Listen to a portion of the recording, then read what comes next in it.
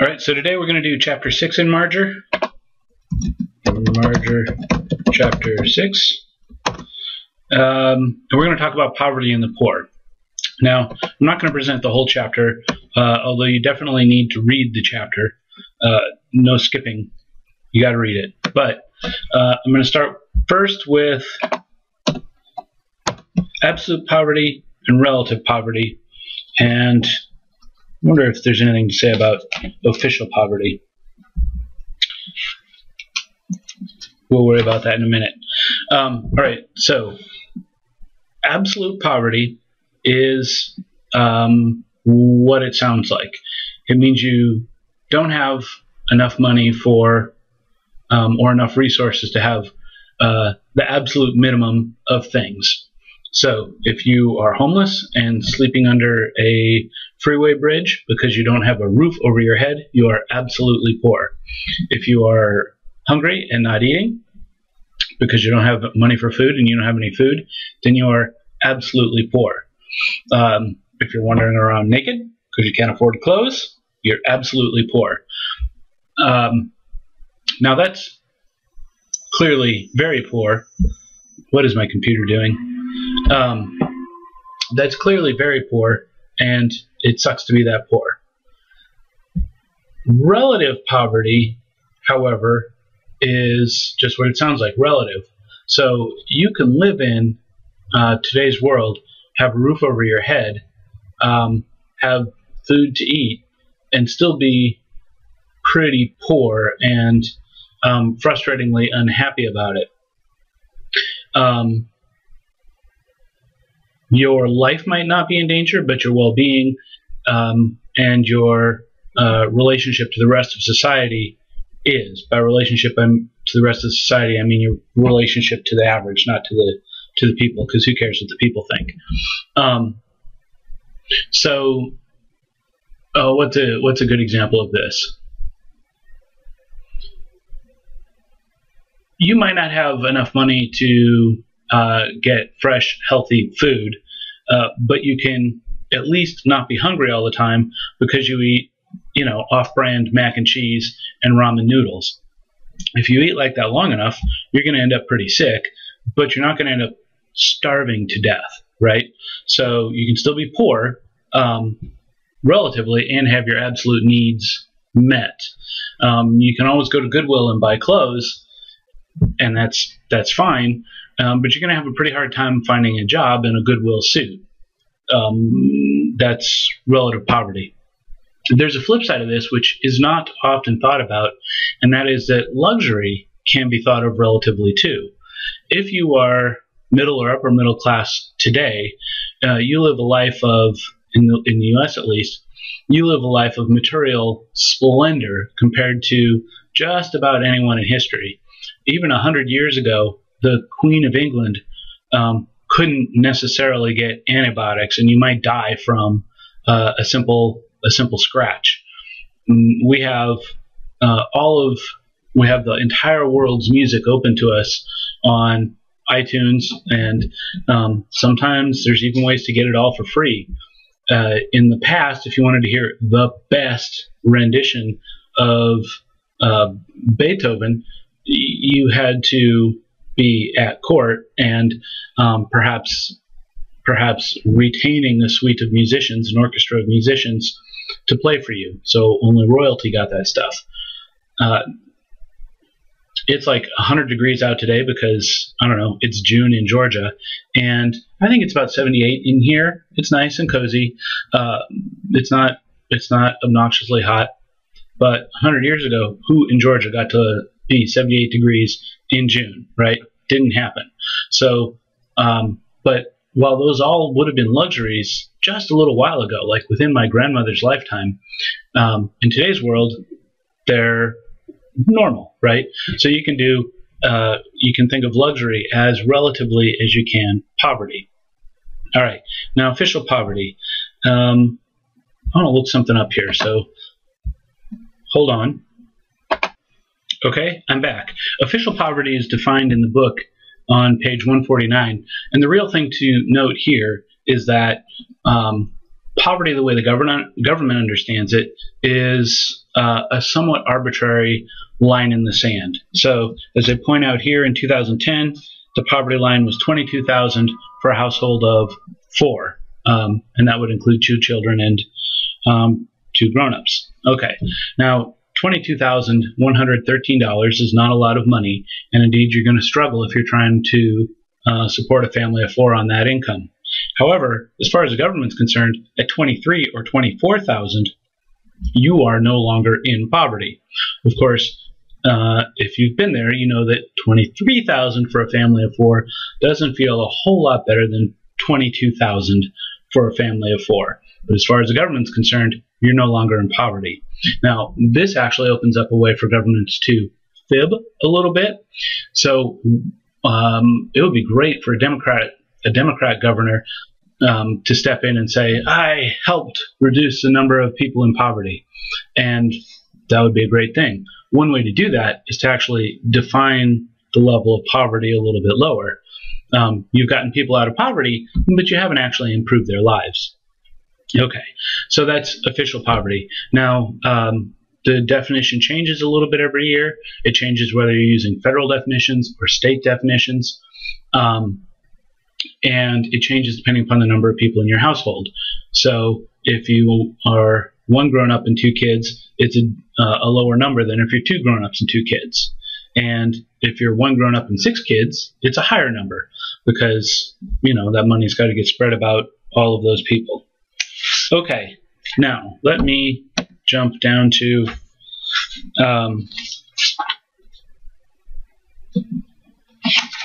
the book doesn't focus on it as much as I would like. In fact, I don't think they say anything about it at this point.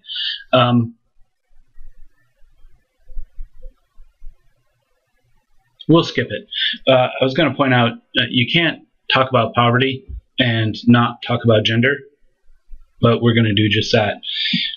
Most minorities are overrepresented in poverty, but that does not mean they're the most people in poverty. As the chapter or the table on 151 shows, the largest number in raw number of people in poverty are white folks, with 19.6 or 20 million people living in poverty.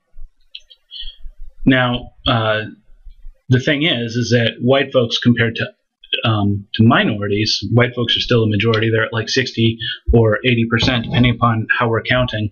But the other minorities, they list Black, Hispanic, Asian, and American Indian. Those are overrepresented in poverty, depending upon how high they're overrepresented for their own numbers. So if Black Americans are 12% of the people in poverty, nope, I screwed that up. Here, hold on, I'm going to do the math. Pause. Okay, hello everybody.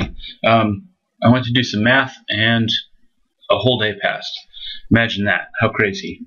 All right, now what I was trying to do when I left you yesterday morning was talk about the percentages of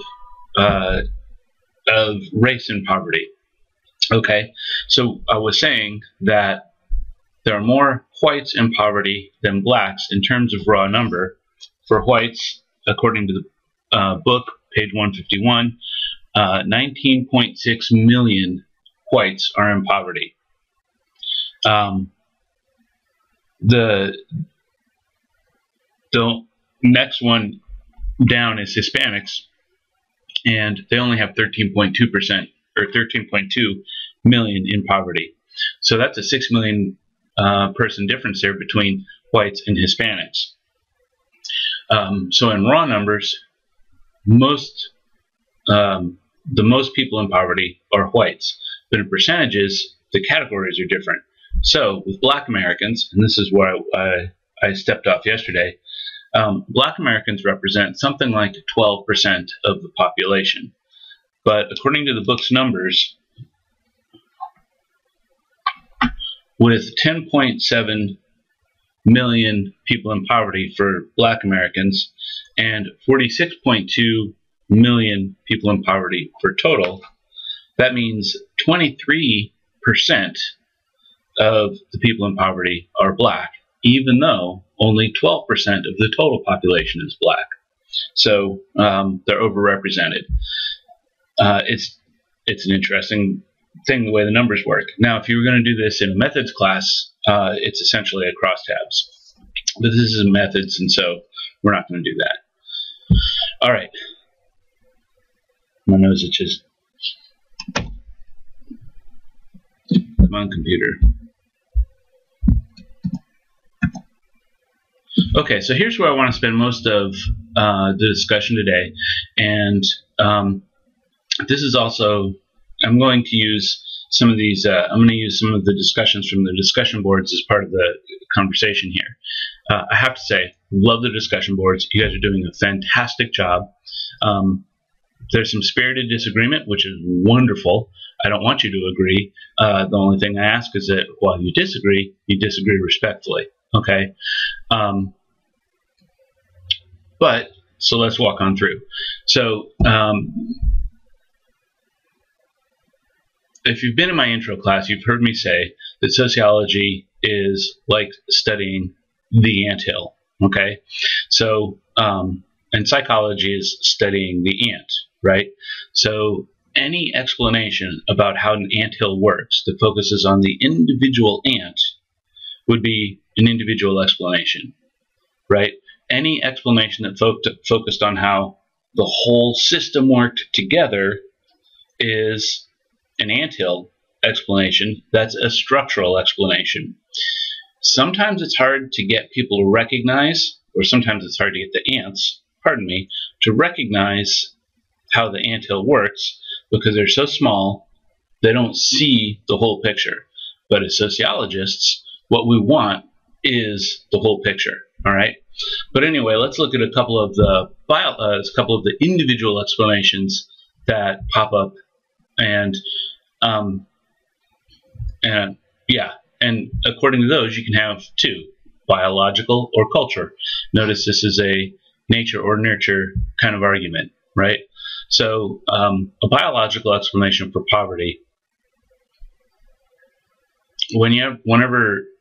If you were ever to say these people are poor because they're too dumb to have a decent job in the modern world, right? That's your brain is insufficient. That's a biological explanation. If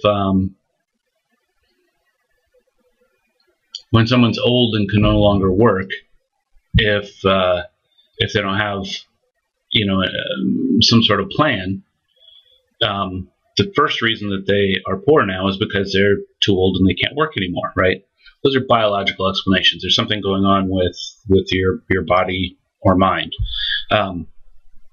I am not an NBA all-star because I'm 5'8". If the entire economy was NBA, I'd be very poor. All right. Now, the culture of poverty. Notice the culture of poverty. We've already heard a little bit of this explanation popping up in the discussion boards, right? So a culture of poverty is going to say, well, it's not that there's anything wrong with this person as an individual, or at least as biologically, they're not sick. What they are is, for lack of a better word, they're lazy, right? If you think of all the things that, well, let me put it this way. A lot of what's captured in any discussion of work ethic, I put air quotes around that, a lot of what's captured in any discussion of work ethic includes a whole lot of cultural things that people need to know to be successful, right? So, number one, if you want to be successful in life, you need to know to show up at work on time. If you have to be there at 9 in the morning, you have to be there at 9 in the morning, not 9-ish, and being sloppy about being 9-ish isn't going to endear you with anybody. Number two, if I'm paying you $8 an hour, I don't care if you don't think that's enough money. It's what I'm paying you, and I got that hour. So if you're standing around doing nothing or working slow, that's, I feel like you're ripping me off, right? Number three, what do you do with money when you actually have it?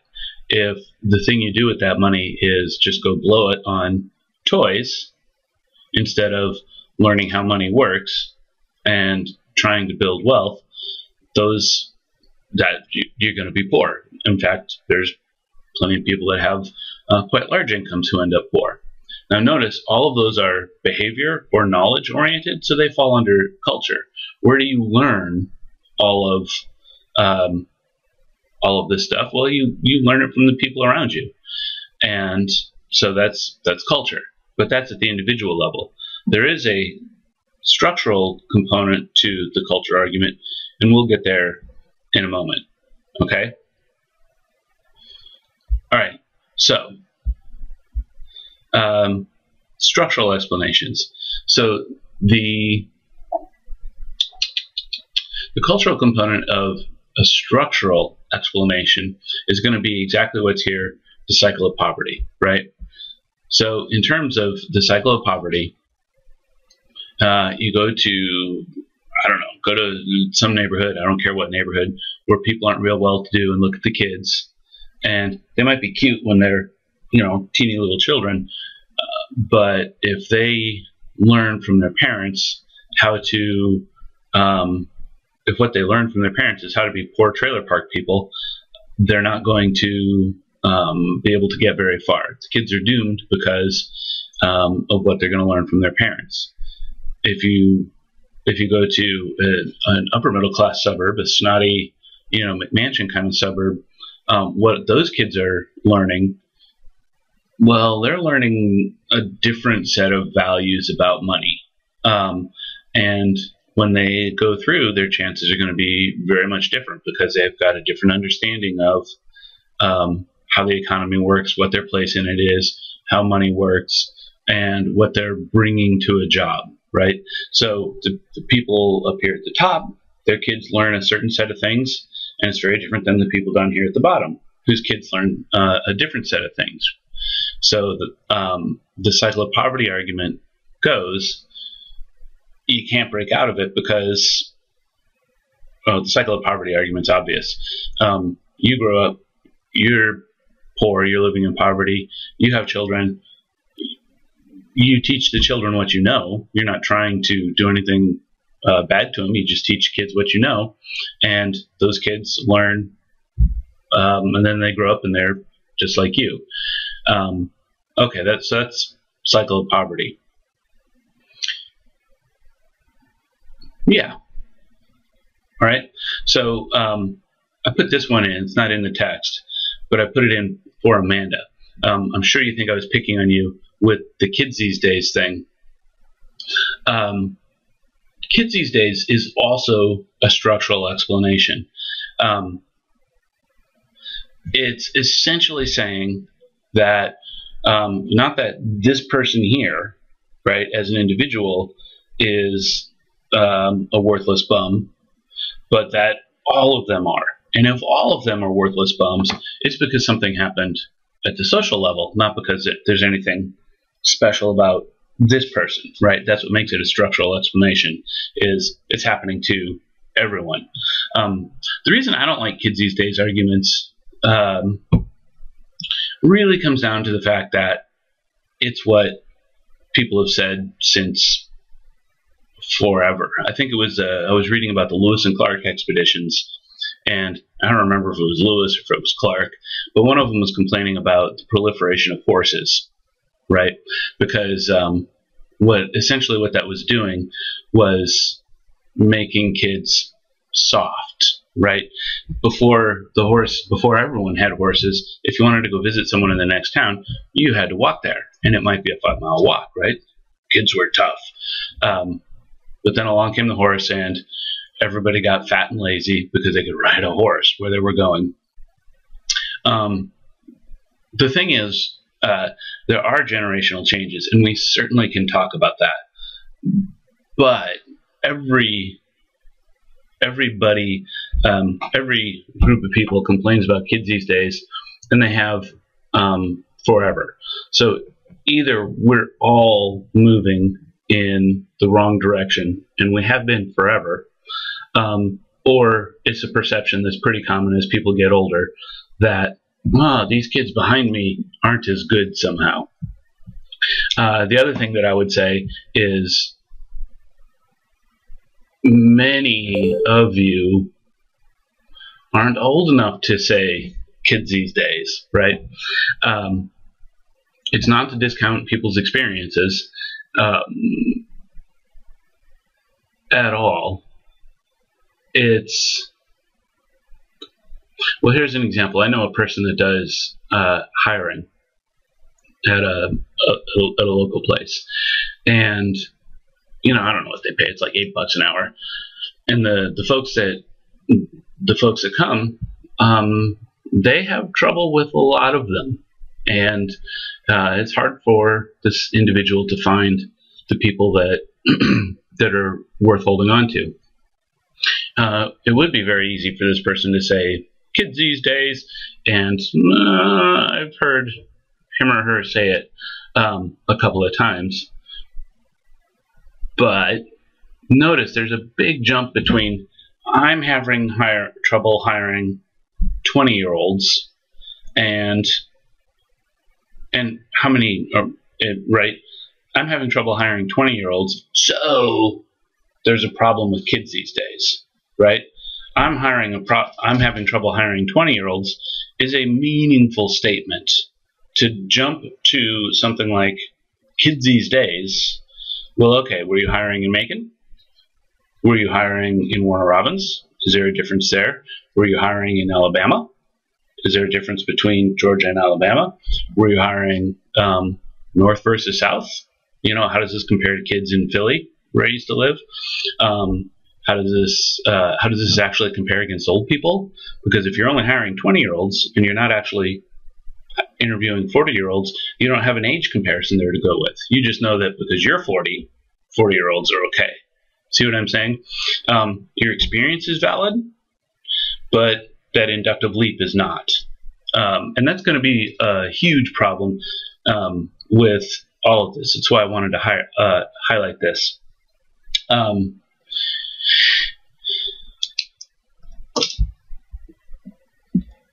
kind of want to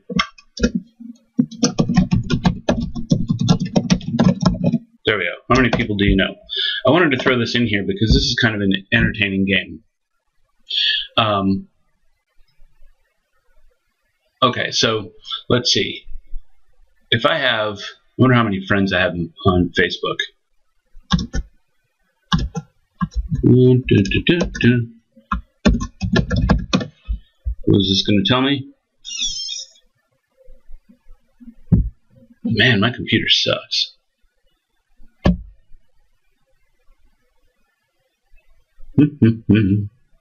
Oh, 394. I have 400 friends on Facebook. I am popular. Okay, now if each of those 400 people has 5 other people that I know, then that gets me up to maybe 2,000 people. Now, not everyone I know is on Facebook, and many of the people on Facebook I don't actually know. So I have this interesting question, or I'm kind of wondering what the top level of what the top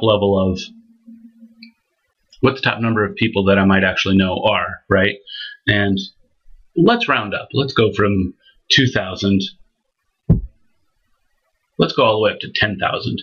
I'm pretty sure that I'm pretty sure I would have a hard time coming up with names for 2,000 people, but let's go up to 10,000 just for fun, right?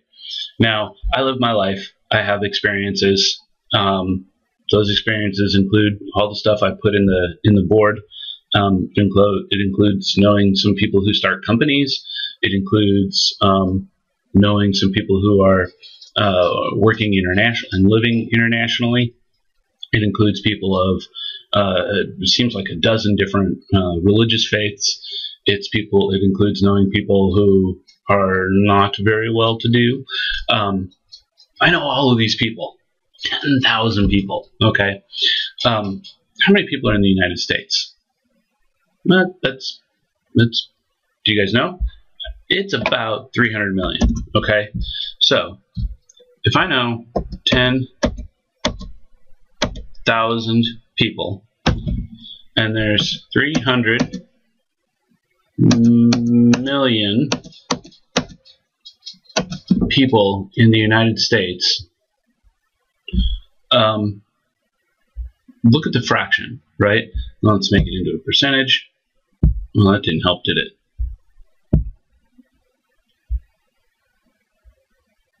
Let's just do it again.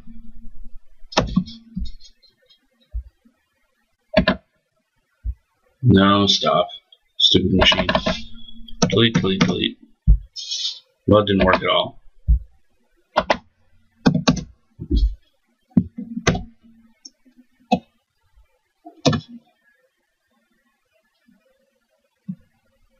There we go. Okay. 0.0000. So there's 4 zeros, 3. So, and this isn't percent. This is a ratio of n over 1.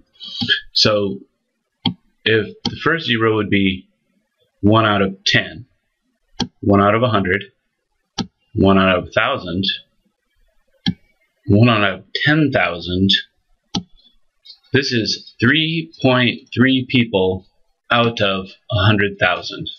Okay, so my experience here in the United States is based on 3.3 people out of 100,000. And that's using a number that I know of 10,000. And I don't know 10,000 people. So what I'm trying to show here is, right, how many people do you know? When we are trying to say something based on our experiences, it doesn't mean that our experiences are wrong, but it does mean we can't put too much faith in our own experiences. We don't statistically know enough people to say anything with any confidence. Okay? So when I say poor people do XYZ because of the people I know, notice I'm talking about 3 out of 100,000 poor people. When I say American Indians do all of this stuff because of the people I know, what I'm really saying is 3 out of 100,000 American Indians are doing this. When I say rich people, that's 3 out of 100,000 rich people. You see where this is going. Mormons, well, that's 3 out of 100,000 Mormons. We just cannot make fair generalizations. What we can do is build hypotheses.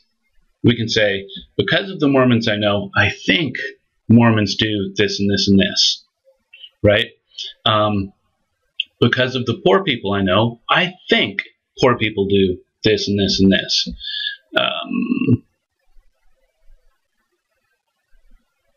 Yes.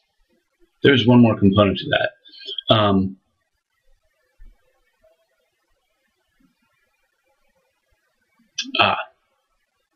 Okay.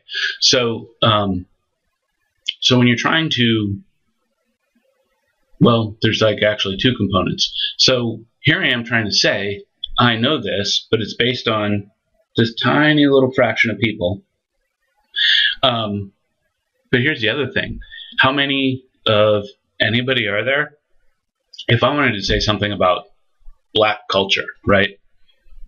I know how funny that sounds. Because now that I live in Georgia, I know lots of African Americans. Notice the problem that I'm going to bump into. It's still that 3 out of 100,000. And how many black Americans actually are there? Well, remember I said there were about 12%. 12% out of 300 million is 36 million people. So because I know a couple of hundred African Americans from Georgia, can I say something about 36 million people? Right? You see the problem. It doesn't mean that groups don't act according to generalizations. But it does mean we need to be supremely careful when we're working on those generalizations, right?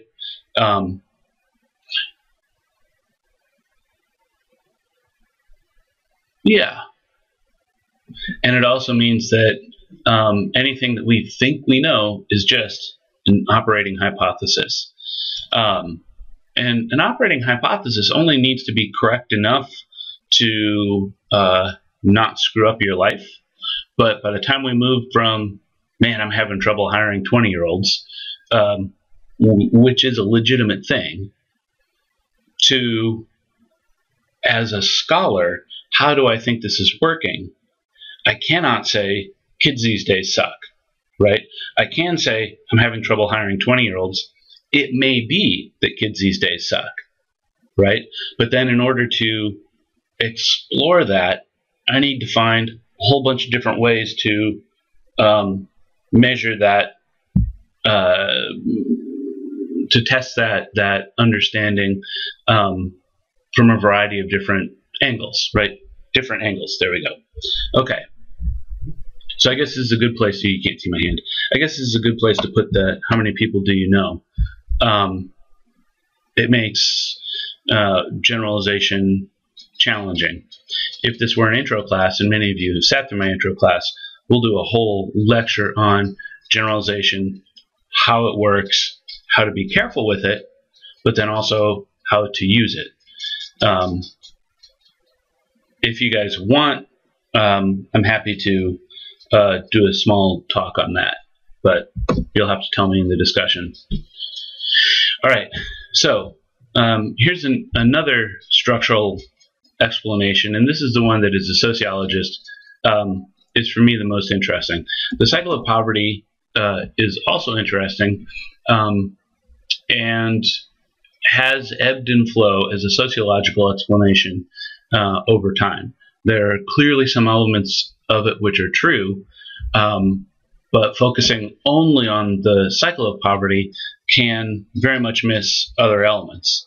But if you ignore the cycle of poverty to focus on other elements, you're going to end up missing some small component. All right. So political economy of capitalism.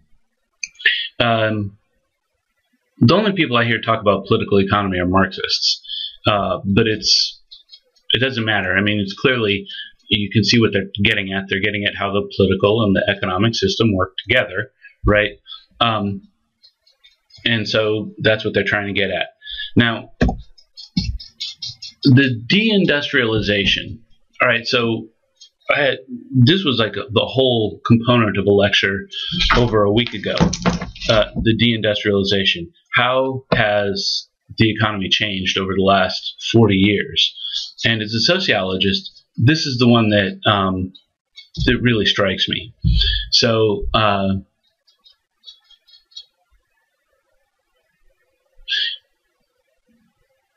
I've lived in a lot of American cities over the last, well, 40 years, right? Grew up in Omaha, lived in Philly, lived in South Bend, which is South Bend is Indiana, lived in Evansville, Indiana, spent some time up near Minneapolis, St. Paul. I know I'm leaving something out, but who cares? You get the idea. Most of these are old Rust Belt cities, and some of them are really, really rough. And if you take the ants' perspective, what's wrong with these cities, you're going to go to their funky neighborhoods, and you're going to find people not acting like they like good upstanding citizens. All right, and it's going to be whatever stereotype you want. And if you say, what's going on? Why is this dude acting this way? Why didn't he have a job? The anthill perspective is going to be that the jobs are gone. And the changes in the United States over the last 30 or 40 years have been so phenomenal that you cannot understate them. All right. So if you go to Macon has some rough edges. Was Macon always this way? Well, the answer to that is going to be no, right? Even 10 years ago, Macon was better off. Why? Well, not the least of which because you had that tobacco plant. And if we go a little bit farther back, you're going to have a few other industries as well. So what happens to a community when an employer that has 100, 200, 500, 1,000 jobs ups and leaves town? Well, the answer is the cities fold, right? Or at least they start looking really rough. Now, if you're thinking, again, if you're thinking of this at the individual level, you're not going to see the structural changes. The reason I brought up all the different cities that I've lived in is all of them looked like hell in the 80s, and I'm not understating that. All of them were rough in the 90s. All of them were old factory towns, okay? So if South Bend loses a car factory, that sucks for South Bend. Now, that's a structural thing, right? And the people who are in that city, what are they going to do? I mean, it's when we were going through the introductions, several of the people in class said, well, I got laid off, lost my job, I got to go retrain. Okay. Is there actually work for you? Right? It's a tough question. But the thing is, it didn't happen in South Bend. It happened in all of those Great Lakes cities, the entire Rust Belt. It happened in Chicago. It happened in friggin' Omaha. It happened in South Bend. It happened in Gary. It happened in Buffalo. It happened in Cleveland. It happened, like, you go through the Rust Belt in the United States, and what you see is one city after another, after another, after another, with hulking industrial ruins in what used to be their downtown, scary inner cities, and a few middle-class suburbs around the outside. Okay, deindustrialization went through and hit most of America. Now, in some ways, it was a boon for the South because many of those companies were leaving up there to come down here, and which was good for the locals here. If you happen to live near where they put a plant in, it was good for the companies because the wages are lower here than they were up there, and there's no union down here than there was up there. But if what you're thinking about is good, upstanding, working class, middle class people, it's going to be almost impossible to do that in South Bend, Indiana. It's going to be almost impossible to do that in Youngstown, Ohio. It's going to be almost impossible to do that in Detroit. And I put a discussion and I put a couple of videos on Detroit for entertainment's sake in today's thing.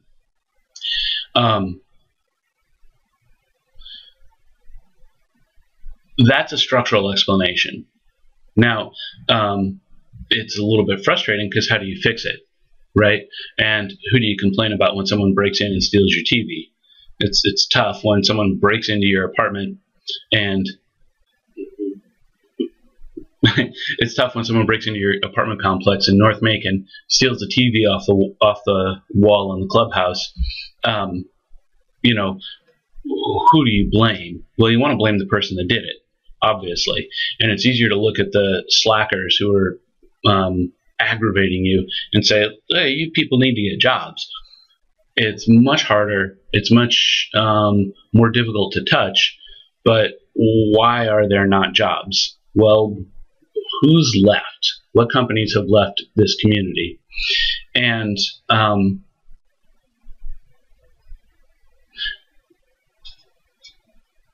one way, sometimes it makes me sad to think about it this way, but bear with me. One way to understand what's happened in the United States since I've been born has been one decline after another. It may be the case, and I'm not sure. You read stuff goes different ways, but it may be the case that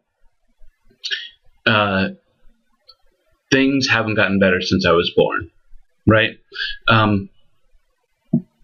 If you go back to the session where we were talking about what deindustrialization has meant, if the people who are middle class nowadays are middle class nowadays because they have two incomes. But before 1971, you could have done it on just dad's salary. Are we truly better off, right? If, yeah, you can be middle class or upper middle class if you get the right college degree and things go well, nowadays, are we actually better off than if you could have done almost as well with a high school diploma 40 years ago, right? It's hard to actually say. And in today's environment, the truth is there's no guarantee that we're going to have jobs after we get a college degree. Several of you said in the discussions, you need to get a master's nowadays because, you know, everyone's got a college degree. Well, okay, if even getting a college is a gamble, or getting a master's is a gamble that might not pay off, are we truly better off than we were in 1970, right? 1970, 71. If you lived in those cities through the 70s, through the 80s, and through the 90s, and some of you have, you know exactly what I'm talking about. The cities didn't get more beautiful. The cities themselves got crappier and crappier and crappier. The suburbs got nicer, and any new money that came and went out to the suburbs. But the cities themselves, nope, nothing good happened. And a few of the cities that I mentioned were lucky enough to get a new industry, right? So Philly lost all of its manufacturing, not all, but you get the idea, lost scads of manufacturing, but pharma came in, right? And so Philly did okay. South Bend lost acres and acres and acres. I mean, we're talking thousands of automotive jobs, and the biggest employers now are Notre Dame and the hospital. All right, Notre Dame. See, Notre Dame. So, is South Bend actually healthy? I don't know. Right? It's actually kind of a tragic story what's happened to working class America. But to see that, you have to see the anthill. Like, essentially, somebody came along and kicked the anthill over, and the little ants are scrambling around. But if we use individual explanations, we're looking at those scrambling ants saying, what's wrong with that ant? See what I'm saying? Okay. Now, the second one, the poverty is functional, is a little bit entertaining. What did the book have to say about this? I know what I want to say.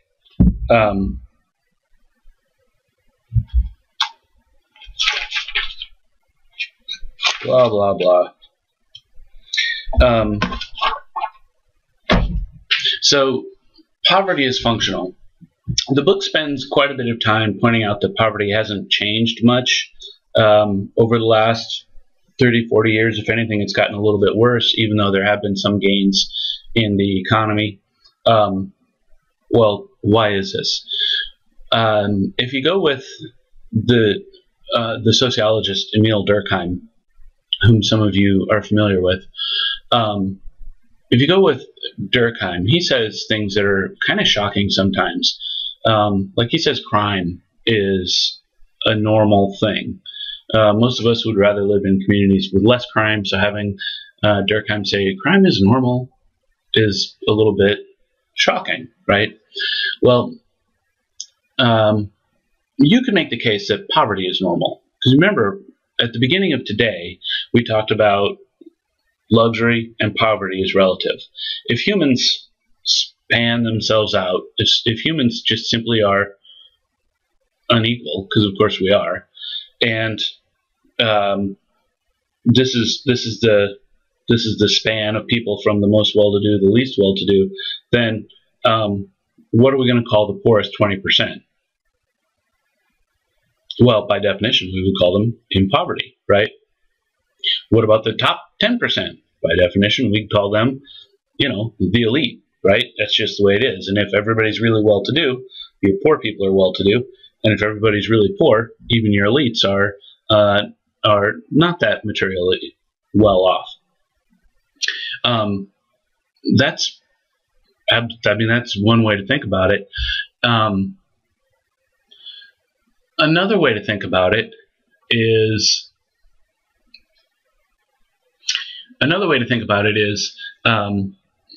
what is poverty actually accomplishing? And there's a couple of different ways you can think about this. One way to think about it is if you've got a whole bunch of people who are sitting around and only sort of employable, that puts downward pressure on the workforce. I mean, truthfully, the last thing we really want is all those schleps on the porch drinking 40s, right? I do read these things.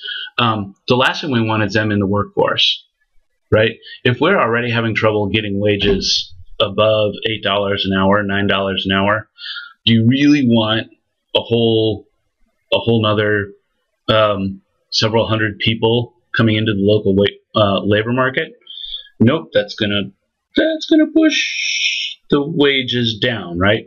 Better to keep them out of the wage market. Better to let them just absolutely be suckers, right? The other thing is, poverty actually employs a lot of people. What would our social workers do if we didn't have poverty, right? For all of our talk of, oh, we're wasting money on welfare, so are we really going to get rid of welfare? How many people are going to lose their jobs taking care of and monitoring those systems, right? It's not going to happen any more than, well, it's not going to happen. We need those people to actually do that, right? Poverty is not just benefiting the people who are getting the funds, it's also benefiting the systems that pass those funds through, right? When a school system gets extra money for breakfast and lunch for its poor students, that's more money flowing through the school. It's actually it's a better thing for the school. If you said, well, we're not going to do that anymore for whatever reason, then that cuts down the stuff that the school does, and extra people, you don't actually need them. So there's this idea that poverty is functional, or poverty is normal, isn't about this poor guy here. It's about keeping wages at a certain place. It's about, and notice also that that's beneficial for the people who are at the top. If you have a job and you're making $9 an hour, and you start raising a stink, having this large group of people who are not employed but would love to have a $9 an hour job, at least for a week, the employers can just hire somebody else, right? So as long as you've got the poor out here, then the rest of us have less job security. Oh yeah, just go hire them, right? So those are just different ways to try and understand poverty, not as some sort of dysfunction, what's wrong with those people, but how is poverty sort of a part of the natural system. People have different, people sometimes struggle with those explanations, and you'll notice that they're coming from different perspectives. Keeping them out so that the wages stay high is good for labor, right? Having this large pool of unemployed people to replace folks is actually good for capital, the ownership class. And maybe, in fact, poverty does both. I don't know. All right. Now, that leads us to this one here, the popular views of poverty with the deserving and the undeserving poor. I love the way you guys developed your conversation in the forums, the discussion boards, and notice how the book predicted the way that conversation was going to go. How much of that conversation was about who the deserving poor are and who the undeserving poor are, right? So you've got these categories in your head already, and just because you aren't American, you live here, and this is the way we talk about these things. You've got these categories in your head, and the deserving poor is the person who works as hard as they can. They've got a working poor job, and if they're on some sort of government benefits, Walmart's famous for having its employees be on government benefits. If you're working and you're truly doing what you can, and you're still poor, that person is morally worthy, and so we like that person, and we'll say we want to support that guy, right? That person's deserving. Whenever any discussion of the poor pops up, the slacker is the undeserving poor, and the slacker always enters these conversations. It could be, and in our environment, or in our discussions, it's sitting on the porch drinking a 40. It's a little too early for that this morning. Sitting on the porch drinking a 40 because they don't appear to actually work. Now, clearly some people cheat the system. I'm not going to stick up for them. I don't, whatever. But in terms of trying to talk about poverty and about the poor, look at how these two entirely morally loaded characters pop up. The deserving poor, the person that works super hard, we like them, we wish our stuff would help them, we want to support them. And then there's the undeserving poor, the welfare queen, the caddy on rims. You guys have some good mental pictures you're giving me. Those guys, they cheat the system, they lie, they're they're stealing our tax dollars, whatever it is. They're the undeserving poor. I don't know if this is a particularly American way of thinking about it, but it's worth pointing out. When I went to visit my friend in Iceland, and he drove me through the worst, quote unquote, worst neighborhood, they had nothing that you would be afraid of at all. It actually looked like a pretty nice neighborhood. I had no, but everyone was in subsidized housing in that neighborhood, and everybody had enough money to buy food. And the Icelanders are half commie. Point being that there was no conversation about who the deserving poor and undeserving poor were there. It was, we don't really do poverty like you Americans. That's what they were proud of. So that deserving and undeserving poor is a moral category, a mental category that we have. And part of what I want you to do as we go forward, and then I also want to say one little bit about this. All right, so part of what I want you guys to do is, it's not so much that anybody's right and anybody's wrong. I'm not going to sit here and tell you that there aren't welfare moochers who are sitting on the porch drinking beer at 2 in the afternoon on a Tuesday, because clearly there are. I'm not going to tell you that, all the poor people who are poor, that their life just went wrong, because clearly they're not all that either. I don't care which side you're on, but I do care about how you build your thinking on this, okay? And if you're just downloading something from Fox News if you're a conservative, or from the progressive movement if you're liberal, if you're just downloading this component and then running with it, I want you to stop and think about how you're putting that argument together, if that makes sense. So if you find yourself in a neighborhood with the Jaguar, the caddy on rims, think, all right, so first of all, why am I having such a strong reaction to this? Why is this guy pissing me off, right? Second of all, well, it's because they're lazy slackers stealing my tax money. Okay, am I sure of that, right? And where am I getting that notion? Because Well, where am I getting that notion? And how much tax money is he stealing, right? Just basically break down that thought you're having into all of its different components and start questioning those individual components. That's what critical thinking is. That's what's going to get you to the next level. That's the whole reason I was picking on Amanda for Kids These Days, right? Kids These Days is what every old fart ever said, ever, in the history of humanity. It's fun to pick on the kids. Believe me, it's fun to pick on the kids. But it's not actually thinking, right? It's downloading a component and using it. Aha, Kids These Days, right? If a cliche is a thought component that's longer than a word and shorter than a sentence, what we're dealing with here are thought cliches, right? So the welfare queen, that was Dawn said that, I believe.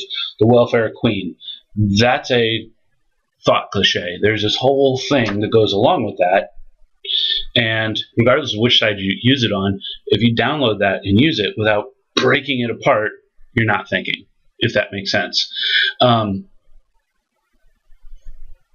the same thing, again, the same thing, it doesn't matter which side you're coming from. It's not a left-right, liberal, conservative, political thing. It's actually a how humans think thing. Cognitive psych, like my favorite is Kahneman, but cognitive psych shows us over and over and over again that even logicians, mathematicians, people who do statistics for a living, the smartest physicists we have, over and over and over again, cognitive research shows us inside their domain, they're whip smart. But give them a regular life problem with the same statistical characteristics, and they fail over and over and over and over again. The way we humans think is we take these thought components and use them.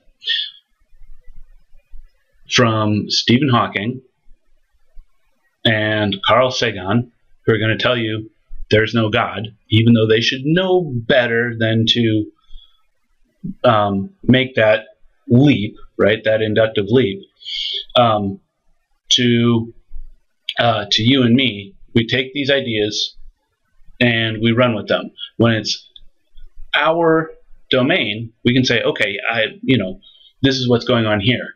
But when it's over here, it's that same thought pattern. We use these patterns we get from the culture, whichever part of the culture you're in. We deploy them without breaking them into the little components and investigating what's behind them. Now, you can't do this with everything in life. There's a reason that we are this way. But in this class, because it's a social science class, we are going to do this with everything associated with stratification, if that makes sense. Okay? Now, there's one more component to all of this, and it should help frame these things. Early on, I guess it was the second week, I had said, you're not allowed to say, I believe, right? Now, why would I say you can't say, I believe? And the answer is because that's how you talk in church. Belief means, the textbook definition of belief is you know a thing is true without any evidence, right? That's what faith is. Someone who says they have faith that Jesus rose from the dead, great, good for you. That's a belief statement. Why is it a belief statement? Because there's no way to empirically test that, to prove it one way or the other. If it happened 2,000 years ago. Come back, computer. If it happened 2,000 years ago. If it didn't happen, it didn't happen 2,000 years ago. There's no way to prove or disprove it one way or the other. So a scientific statement on Jesus would be, well, I don't think you could have a scientific statement on Jesus. You'd say, well, we have this character that's mentioned in the Bible. We have some other corroborating evidence. Not really that much. Other people in his time are written about more than he actually was.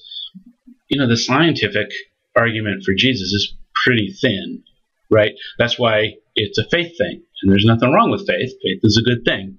But faith doesn't belong in science. Faith belongs in church, right? So I believe hard work and education are the way to succeed.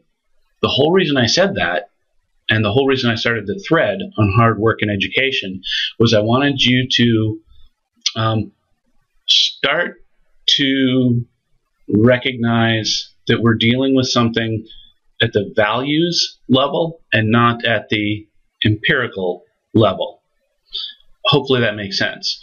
I believe in education. Well, what does that actually mean, right? It means that education is a value, learning is a value, which is fine, right? The reason that I pushed you on, do you know people for whom education didn't work, is because empirically, education isn't always the answer to everything, right? And if you were to say, I believe in prayer, and I'd say, well, have you prayed for a thing that didn't happen? Well, you'd say, well, of course. And then you have to have this discussion of why prayer is true, but it doesn't always work. And that's a theologian's job. I don't care at all, right? What I care about is, because I'm not a theologian, what I care about is I believe in education. But I know lots of counter clerks who have bachelor's degrees. So it didn't work. So instead of making a convoluted argument to try and tell me why your value still holds while your belief is true, regardless of shaky evidence, let's just say, well, what do we actually know about education, right? I believe in hard work. I can think of lots of people who work very hard and don't get anywhere in life. I can think of a lot of people that don't work very hard and do absolutely fine, right? I can think of a lot of people who've done very well who are some of the hardest workers I know. So what's actually the truth, right? And at that point, you can start to see we're moving beyond belief, right? So if this person busts their ass and never gets anywhere, why didn't hard work work out? If this person gets a college degree, takes on all sorts of student loans, and doesn't get anywhere, why didn't education work out, right? And it might be that I don't believe in hard work and education. It might be that, in my experience, education on its own isn't enough. It needs to be there needs to be luck. There needs to be a certain amount of strategic thinking applied to your education. And my understanding, in my experience, instead of saying I believe, again, in quotes, in hard work, which is a religious statement, I would say I believe that, or pardon me, in my experience, a lot of people work really hard, and hard work is often, but hard work isn't necessarily correlated with success, however we're going to define that. But I do see that hard work is almost a religious value for the working class, right? Because if you're working class and you're not willing to work hard, you're not going to get anything in life. But that 1% video we watched, they're doing just fine, and they are bums, right? So so this is what I'm trying to do. So the whole conversation between why you can't say I believe, the conversation with hard work and education, and the conversation of how do people end up poor, right? All of that, what I'm trying to get you is to not convince you of any political perspective. What I'm trying to get you to be meta-cognitive about your thinking. Why do I think this? What are the components of that? Is this an induction based on experience? Is it a fair induction? What are the examples that support it? And what are the examples that don't support it, right? If you learn to do that with your thinking, you will be a rock star. I believe it.